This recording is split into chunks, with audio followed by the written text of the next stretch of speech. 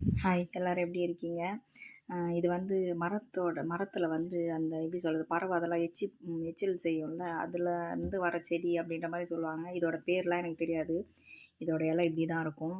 இதோட காய் வந்து ஒரு மாரி கம்மு மாரி இருக்கும். கம்மு மாரி இருந்தா, அத வந்து நாங்க சிவிங்கம் அப்படின்னு சொல்லிட்டு சின்ன வயசுல சாப்பிட்டு சாப்பிட்டு துப்புவோம். இது அங்கங்க அந்த மாரி அதான் ஒரு மாரி குண்டு குண்டா இருக்கும்ல, அந்த மாரி அந்த மரமே அந்த மாரி வருது. அது என்ன மரம்? ஏது? அப்படின்னு எனக்கு தெரியல. உங்களுக்கு தெரிஞ்சிருந்தா மறக்காம கமெண்ட் பண்ணுங்க. அதே மாரி இந்த மாரி செடிய பார்த்துருக்கீங்களா அப்படின்னு மறக்காம சொல்லுங்க. இது வந்து கீழ வளராது. மாமரத்துல அப்படிதான் வளரும். நாங்க சின்ன வயசுல மாங்கா மரத்துல நெறைய பார்த்துருக்கோம். இது வந்து ராமர் சீதா பழம் அப்படின்னு இருக்குல்ல, அது அம்மா வீட்ல இருக்கு. அதுல தான் வளர்ந்துருந்தது. இலலாம் ஒரு மாரி ஷீட்டு போட்டிருக்கோம் பின்னாடி கிச்சன் ரூமுக்கு.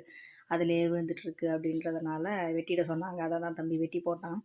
அதான் சரி ஷார்ட்ஸா எடுத்து போடலாம் உங்களுக்கு தெரியுமா அப்படின்னு பார்க்கறதுக்காக போனேன். இது எவ்வளோ அழகா இருக்கு பார்த்தீங்களா? பூ, காயெல்லாம் நல்லா தான் இருக்கும் சாப்பிட்றதுக்கு.